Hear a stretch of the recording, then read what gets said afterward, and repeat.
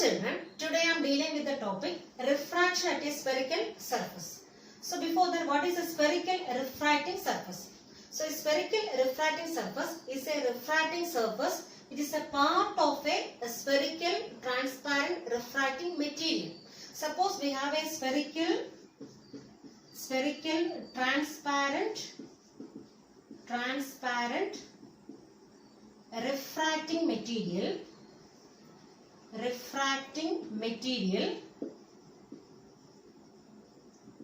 Then this spherical refracting surface is a part of this one. So this refracting surface which is a part of a spherical transparent refracting material can be called as which one? Spherical refracting surface. This is an example for which one? Spherical refracting surface. And suppose we are completing this one, we will be getting a spherical refracting material. Okay. So this spherical refracting surface is actually a part of a spherical transparent refracting material. Okay. So here suppose we have, this is glass. Suppose this is a glass medium, spherical glass only, and this is actually a part of the spherical glass. So we know that this glass is a refracting material only, and this refractive index of glass we are taking as N2. N2 is the refractive index of glass, and here this N1 I am taking as air. So this N1 is air, that means here N1 represents the refractive index of air, and this N2 represents which one? Refractive index of glass. So this is actually a part of a spherical glass. Okay, and that can be called as which one? Spherical refracting surface. And suppose we are taking one object in front of which one? This spherical refracting surface. This is not a mirror. Don't confuse with a mirror. So this is actually a part of a whole spherical glass. This is not a mirror. Okay. So this is an example of transparent material. Okay. So here we have an object, and consider one light ray falls on this spherical refracting surface. Okay. This is point of incidence. So this light ray is traveling from where? From the object. It falls on which one? Is refracting material. So what happened? This light ray will bend, we know. Okay. Suppose at this point of incidence I am drawing a normal. So I am drawing a normal here. So normal, and this normal actually meet at which point? At the center of curvature, we know. This normal is meeting at which point? Center of curvature. And what about this angle? Angle between this incident ray and this normal can be taken as angle of incidence I. Angle of incidence I. And we know that whenever light ray travels from a rarer media to a denser media. So here this N1, here we are taking rarer media. Suppose air. Air is a rarer media. And here N2, suppose it is glass. So its light ray is traveling from a rarer to denser. Glass means it is denser media. So I am writing as denser. So whenever light ray travels from rarer to denser media, it bends towards the normal. That means this light ray will be bending towards the normal. And suppose it meets at this point, and here we are getting the image. So I am taking the image here. This light ray is bending towards the normal. So here this is called as the refracted ray. Okay, and this angle between refracted ray and this normal is taken as which one? Angle of refraction R.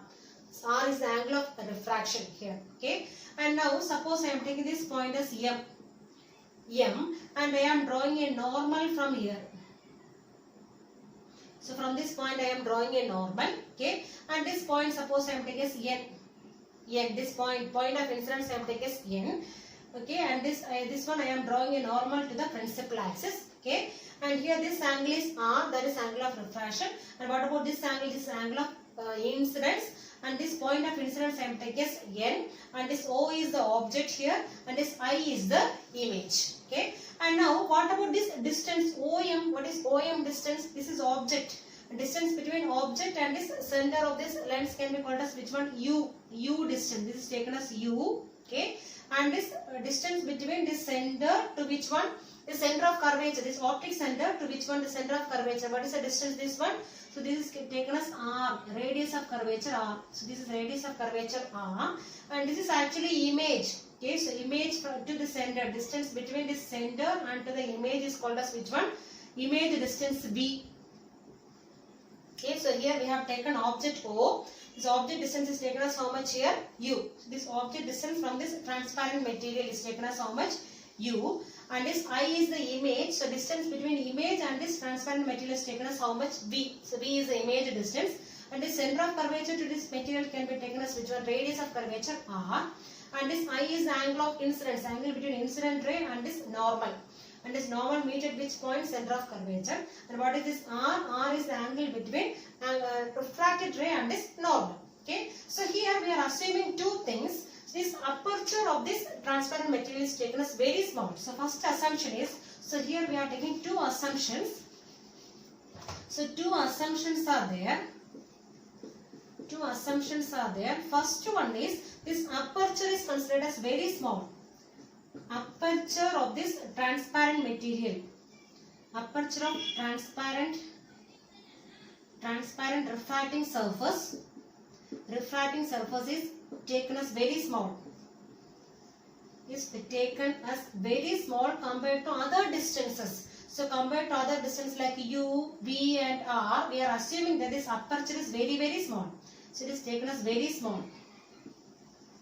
Very small. And similarly, this point is taken as M. Okay. So this NM distance we are taking as NM will be is nearly equal to which one? So we are assuming that this NM is nearly equal to the perpendicular drawn from N to the principal axis. That means this distance. This perpendicular distance must be equal to which one now? NM, because we are assuming that this aperture is very, very small. So here we are assuming that NM will be nearly equal to the perpendicular drawn from where? Perpendicular drawn from N to the principal axis. N to the principal axis. Principal axis. So here in this case we are taking two assumptions. First one is this aperture is taken to be very, very small compared to all other distances like U, V and R. Okay. And second one is this NM distance. This N means this point of incidence and this M means this point. Okay, midpoint here. And this NM distance is taken as approximately equal to which one? This perpendicular drawn from N to this principal axis. This one. This perpendicular. And both this distance we are assuming to be same. Okay, then only we can derive the formula here. Okay. Now, here we are taking three angles. So, first one is angle NOM. So, we are taking three angles. Angle NOM. NOM, this angle. Then another one is angle NCM, this angle. So, next one is angle NCM. And next one is angle NIM. Okay, another one angle is NIM. Angle NIM. Okay. So for these three angles, first of all I am taking tan of these angles. Okay. So first of all I am taking tan of which one? Angle NOM. So tan of angle NOM. NOM. So what is the formula for tan theta? So tan theta equals opposite side by adjacent side. Okay. So here I am taking this triangle NOM. This M is approximately equal to this point only. So we are neglecting that distance. Okay. So this angle NOM. So tan of angle NOM. What is the formula? Opposite side. What is opposite side now? MN. MN is the opposite side. MN divided by what is adjacent side now? OM. This distance is same as this one because this aperture is taken as very, very small. So this distance is approximately equal to which one only? OM. Okay. So I am taking MN divided by OM. Similarly, I am taking tan of which one? Angle NCM. NCM. So NCM. This one, this triangle I am taking NCM. Okay. So what is the tan theta here? Opposite side. What is opposite side here? Also MN only. So MN divided by what is adjacent side here? MC. MC. So MN by MC.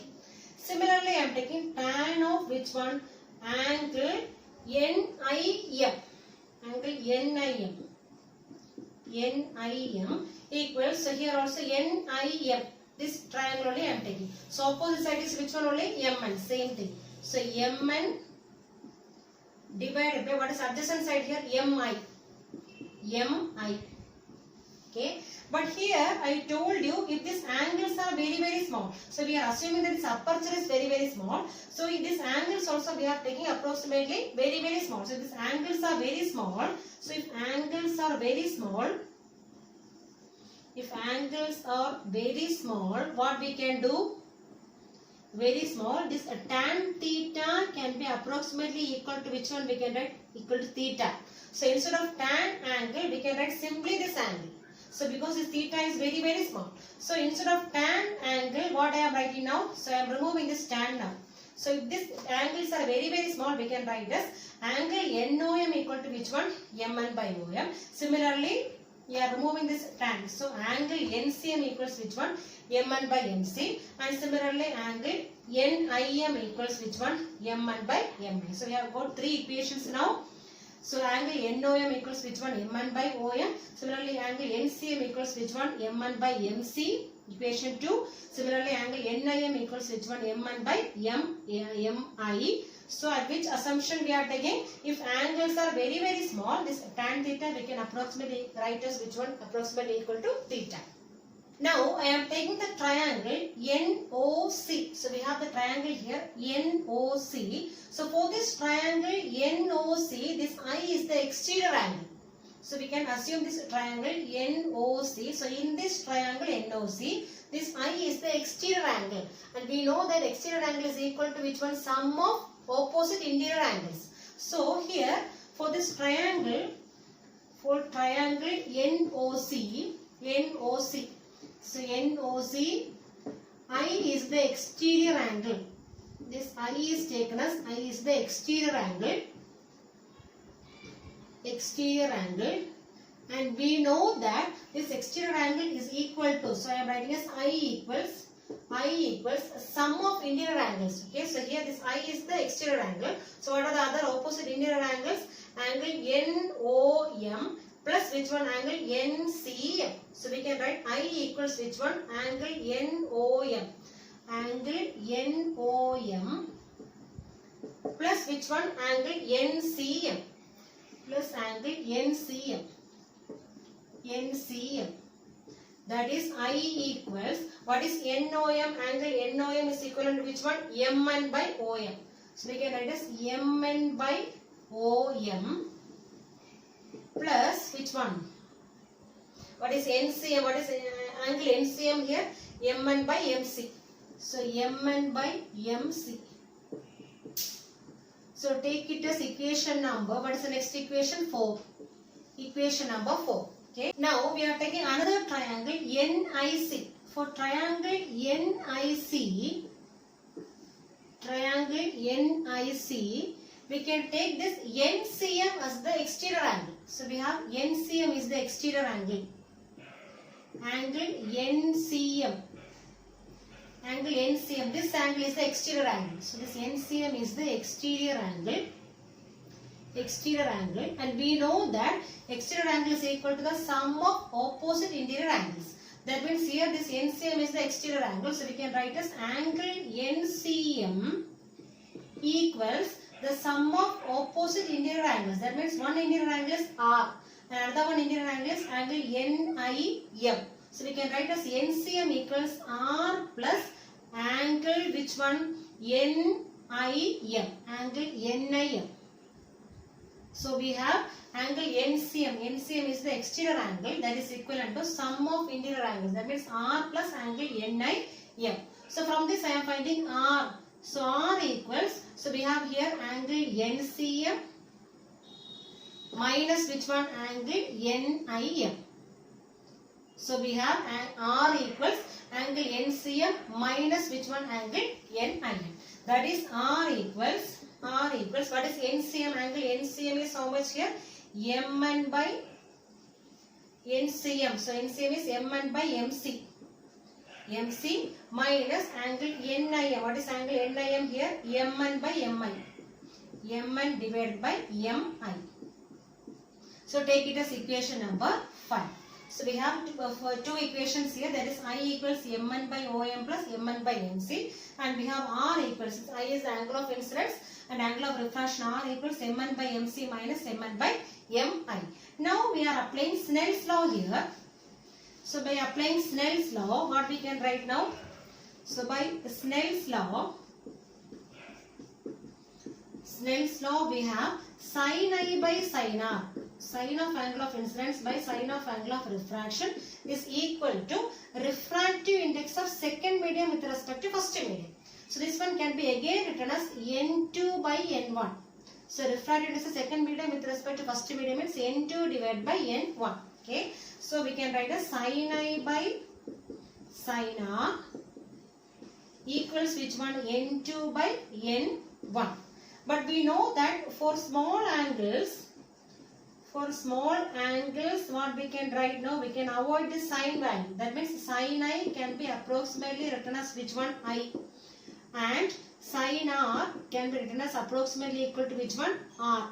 Okay. So this instead of sin I and sin R, what we can write now? I and R. So this equation can be again be written as I by R equals which one? N2 by N1. Now I am cross multiplying. What I will get now? N1 into I. So N1 into I equals which one? N2 into R. Okay. So we got N1 into I equals N2 into R. Now I am substituting the values of I and R in this equation. Okay.